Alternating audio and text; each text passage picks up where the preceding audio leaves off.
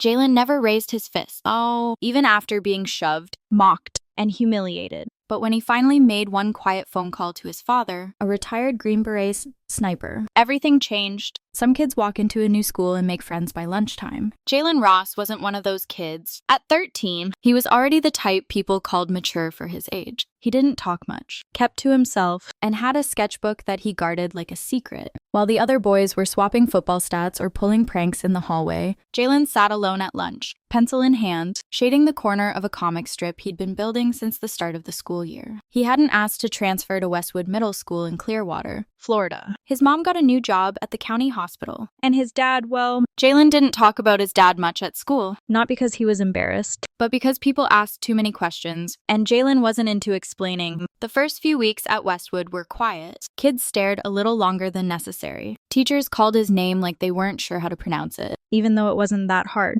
But nothing serious happened until Bryce Mallory showed up. Bryce was the kind of kid who took over a room without trying loud. Confident. Too many friends who laughed too hard at stuff that wasn't funny. His dad owned a chain of auto shops and donated new jerseys to the football team every season, which meant the staff gave Bryce too much rope, and he knew it. The first time Bryce messed with Jalen, it seemed harmless. He flicked the back of his ear in line at lunch. "You draw flowers in that notebook or your feelings," he smirked. Jalen didn't answer. He didn't even look up. That's what his dad always said. Don't feed it. Words mean less when you don't carry them. His dad once told him while showing him how to sharpen a knife properly. Jalen remembered that, but Bryce didn't take silence well. He escalated. By the second week, Bryce was calling him Jay Lame. He snatched his sketchbook one day and flipped through the pages like it was his. Damn, you draw superheroes. What? You think you're gonna be Marvel one day? Jalen didn't react. He just took the book back, turned around, and walked away. That's what made Bryce furious, the walking away. The way Jalen didn't flinch, it challenged him quietly, and bullies don't like being ignored. One Monday morning, Jalen was late walking to homeroom. Bryce accidentally slammed his locker door right as Jalen passed, catching him in the shoulder. "Watch it, Picasso," he said, laughing with his friends. Jalen stumbled, bit the inside of his cheek, and kept going. The school counselor once told him that people like Bryce act out from their own insecurities. But that felt like a soft excuse. Jalen didn't need to know what was broken in Bryce. He just wanted to be left alone. He'd tried everything except telling his parents, not because he was scared, but because he didn't want to worry them. His mom already worked 12-hour shifts, and his dad, well, his dad was different. Derek Ross wasn't loud. He didn't raise his voice or walk around like he owned the room. But there was something about him that made people sit up straighter when he entered. Even Jalen's teachers at his last school, who didn't know his background, seemed to instinctively give him space. Jalen knew bits and pieces about his dad's past, former military, special forces, Green Beret,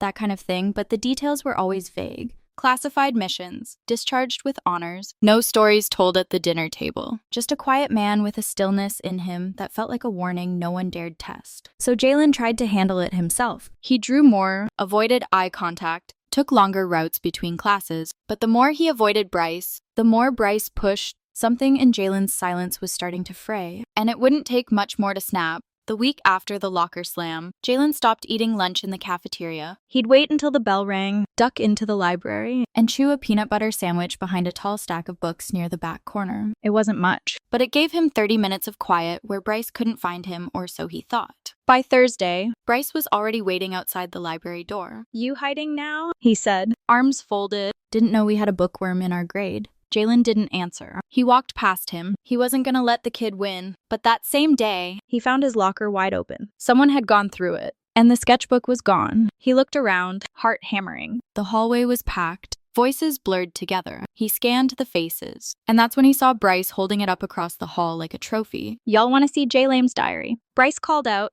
flipping it open. "Look." He drew himself with muscles, like he's a ninja or something. The laughter that followed was louder than anything Jalen had ever felt in his life, hot in his ears, in his chest. He walked over slowly, fists clenched but not raised. "Not yet. Give it back." Bryce held the book higher. "Say please." Jalen stared up at him, voice steady. "It's mine. You know that." Bryce's grin twitched. Just for a second. Like something about Jalen's calmness irritated him more than fear ever could. Then he dropped the sketchbook on the floor and stepped on it. Jalen didn't move. He didn't cry. Didn't shout. He picked it up, dusted it off, and walked away. That night, Jalen stayed quiet during dinner. His mom was too tired to notice, and his dad was reading over some building plans. He'd taken up part-time work as a carpenter since retiring. No one asked questions. Jalen was used to that. But the next morning, things were different. There was a rumor going around that Bryce had made a video of one of the drawings and posted it to a group chat. Jalen never saw the clip himself, but the way people looked at him in the hall said enough smirks. Whispering. A teacher calling on him in class only to say, "Oh, never mind." When he didn't raise his hand fast enough, he wasn't invisible anymore. He was exposed. He considered telling someone not his parents, not yet,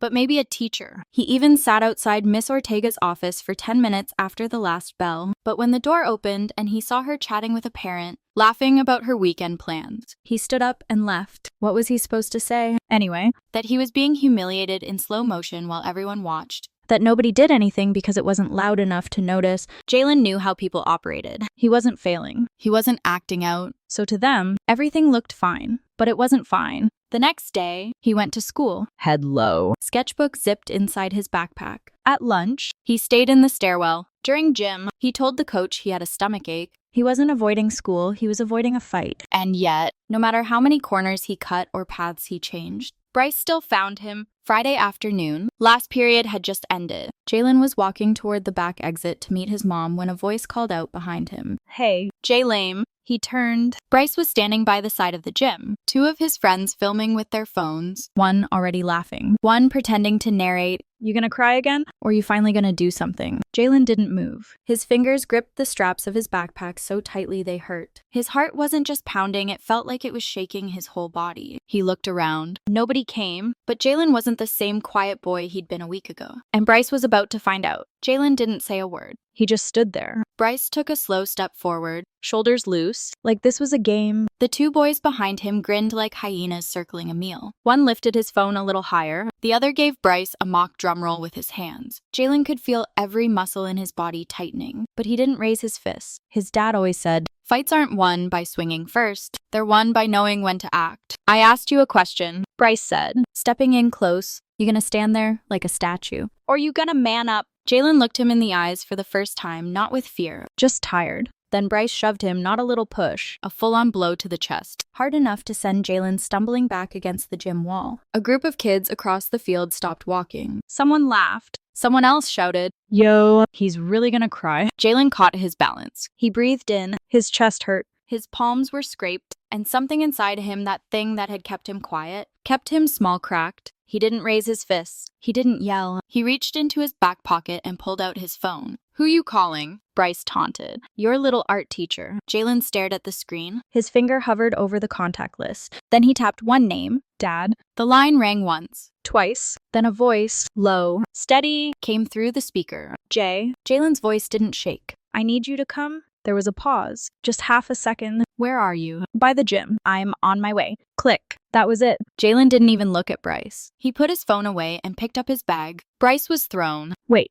That it? You think calling Daddy's gonna save you? What's he gonna do? Draw a cartoon and make me disappear?" Jalen didn't flinch, and that made Bryce angrier than anything. He took another step forward. "You think I'm scared of your dad?" Jalen looked at him for a long second. "You should be." Bryce's smirk faltered. And then nothing else happened. Jalen turned and walked away. That night, dinner was quiet again. Jalen's mom was working late, so it was just him and his dad. Derek was fixing a cabinet drawer in the kitchen, but his eyes kept drifting to his son. "You good?" he asked eventually. Jalen nodded. "Yeah." But Derek didn't buy it. He moved to the table and sat across from him. "You called me today." Jalen hesitated, then nodded again. "He hit me." Derek leaned back, didn't blink, didn't clench his fists. "Was it the same kid?" "Yeah."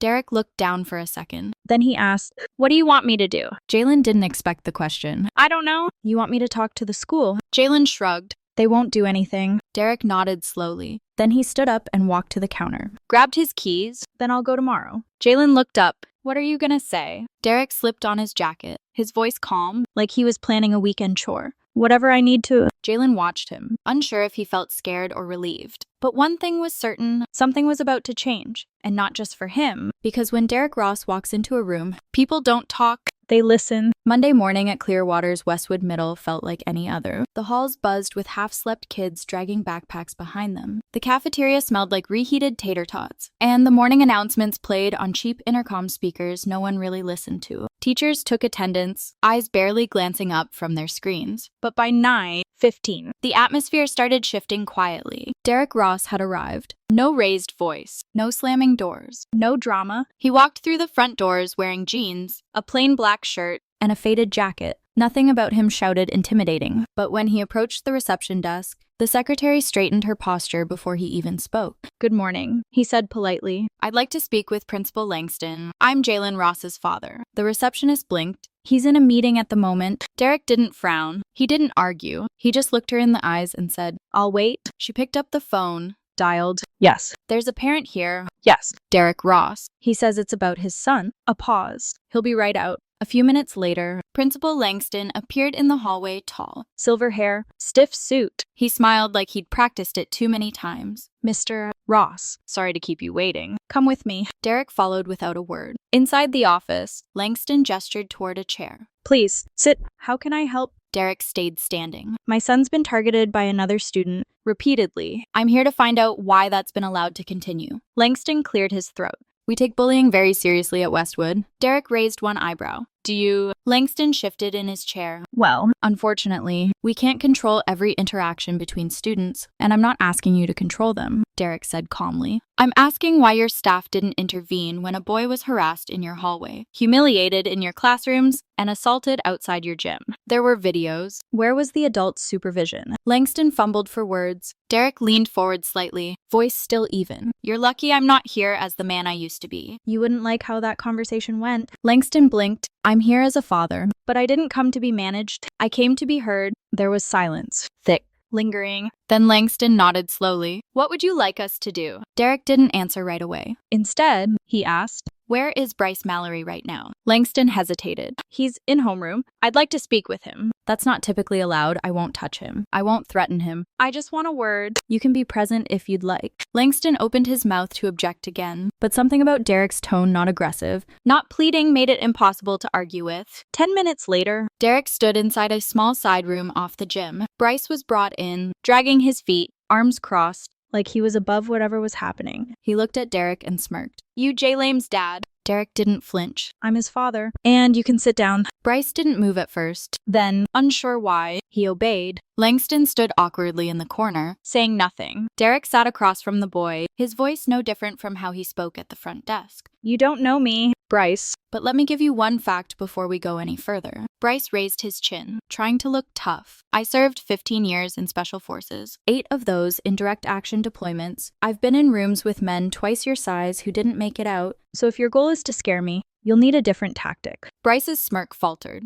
"Just slightly." Derek leaned in. "I'm not here to yell at you. I'm not even angry. I'm here because you touched my son." You disrespected him. And before this moment, no one ever stopped you." He paused, letting the words land. "That ends today." But this wasn't just a talk. Derek had something to say that would stick with Bryce for the rest of his life. The room was silent, thick with the kind of stillness that makes every breath sound too loud. Bryce sat in the folding chair across from Derek, trying hard not to show that he was rattled. He squinted, like he didn't care, like this was all just a waste of time. But his knee bounced under the table. Derek noticed. He leaned back, slow and deliberate. "You ever ask yourself why you do what you do?" he asked. Bryce scoffed. "What's that supposed to mean?" "I mean, do you ever stop and think about it? Why you go after kids smaller than you? Why you need to make a crowd laugh to feel tall?" Bryce shrugged. "I don't know. He's weird. Always drawing. Never talks to nobody." "And that bothers you?" Bryce opened his mouth to speak, then hesitated. "I'm asking because I have met men like you before," Derek said. "Not boys. Men in war zones. Same attitude. Same grin. Same shaky knees when it really mattered." Bryce glanced at the principal. "Is this supposed to scare me?" "No," Derek said flat. "This is supposed to teach you something before life does it in a way that can't be undone." Langston didn't move. His arms were crossed, but he was listening more than supervising now. Derek leaned forward. His voice dropped slightly, enough to make Bryce instinctively shift back. "When I was your age, I watched a boy just like you bully my little cousin. Day after day. One day, he pushed him too far. My cousin hit back. Didn't know how to fight. got jumped by 3 kids, and ended up with a concussion. You know where that bully is now? Bryce didn't answer. In prison for assault. He didn't learn to stop, and the world doesn't keep forgiving that. Derek tapped the table lightly. What you're doing to Jalen, it's not going to be forgotten. Not by him. Not by me. And if you don't stop now, one day, you'll try this with someone who doesn't walk away. Bryce finally looked up. There was no lecture in Derek's eyes. No threat. Just truth. You think strength is about who people are scared of? Derek said, but real strength is how you carry yourself when no one's looking. When there's no camera, no crowd. When it's just you and your own reflection. Bryce looked away. I'm not gonna raise my voice. I'm not gonna touch you. Because my son needs to see that men solve problems without violence. Especially when they've had enough of it. The silence stretched again. Derek stood. I don't expect you to apologize, but I expect you to think about everything I just said, because from today on, if you ever lay another hand on my boy, the next conversation won't happen in a school office. Langston finally stirred. Mr. Ross, no threats, just facts. He turned to Bryce. Do better than the men who raised you, or you'll become them. Derek walked out. In the hallway, he found Jalen sitting on a bench, backpack in his lap, shoulders tight. You talked to him? Jalen asked, not looking up. I did. Jalen hesitated. What did you say? Derek put a hand on his shoulder. Enough. They walked out of the building together, side by side, not talking much. They didn't need to. But the real change wouldn't happen in that office. It would be seen in the days that followed. The next day at school, Jalen kept his head down, not because he was scared, but because he didn't know what to expect. He wasn't sure if Bryce would ignore him, mock him louder than ever, or try something worse. He knew kids like that didn't change overnight. But something in his dad's voice the day before made him believe change might actually be possible. As he walked through the main hall toward his locker, he felt eyes on him. Some of the same kids who had laughed during Bryce's performance were watching now with curiosity. A few looked away when Jalen met their gaze. One of them, Isaiah from math class, gave a small nod, not a smile. Just an acknowledgement. Jalen opened his locker. Everything was where it should be. No torn pages. No threats. No missing sketchbook. He glanced down the hall. Bryce was leaning against a wall near the drinking fountain. Alone this time. Jalen looked for the usual grin. The smirk. The phone in hand, ready to record something humiliating. None of it was there. Bryce glanced over, met Jalen's eyes, and looked away. No words. No push. Just silence. Jalen didn't understand it at first. He wasn't sure if it was an act or if something had actually landed in that room with his dad. But as the week moved on, things stayed quiet.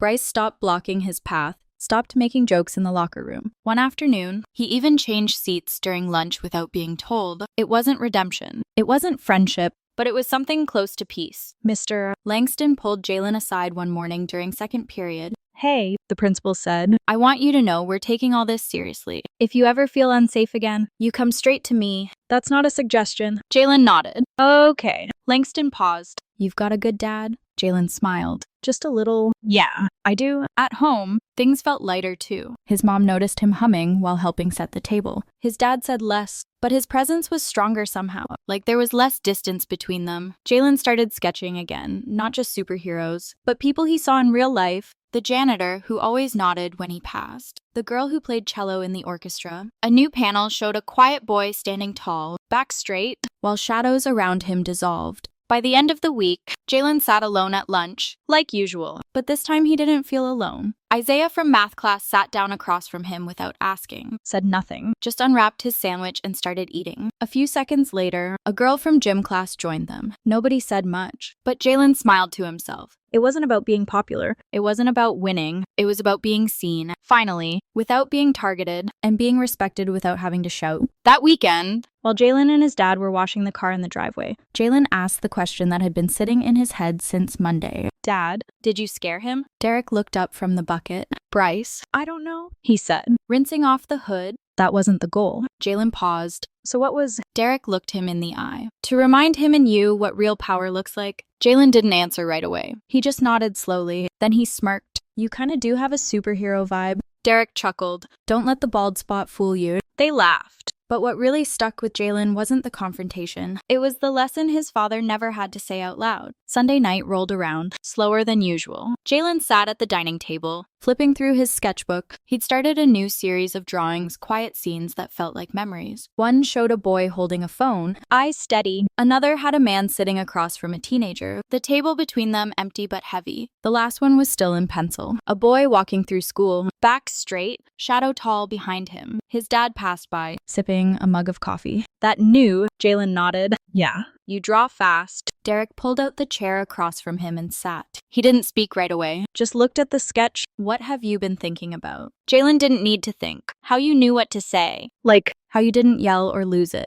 you just talked to him. Derek looked out the window for a second. When you've seen real violence, You don't chase it anymore. you understand what it costs. Jalen waited. His father's voice was calm, But it felt personal. like each word had been worn in over time. Derek leaned forward. You're strong, Jay. Not because you didn't fight back, but because you didn't let that kid change who you are. Jalen blinked. You think I'm strong? I know you are. Jalen looked down at his sketchbook. Sometimes it didn't feel like it. That's because we've been fed the wrong idea of strength. They sell us this image loud, Aggressive. never backs down. But real strength? Derek tapped his chest. It's measured in how well you hold your ground without losing yourself. Jalen let those words sit in his chest for a moment. They made sense, Not in a movie way, but in a real world, walk into school on Monday kind of way. He glanced at his dad. do you ever miss it? The army, Derek smiled faintly. Sometimes, But I don't miss who I had to be in that world. I like who I am now. and I like who you're becoming. Jalen looked away, embarrassed by the warmth rising to his face. You didn't just teach Bryce something, Derek said, you showed everyone that silence doesn't mean weakness. it means control. That's not something people forget.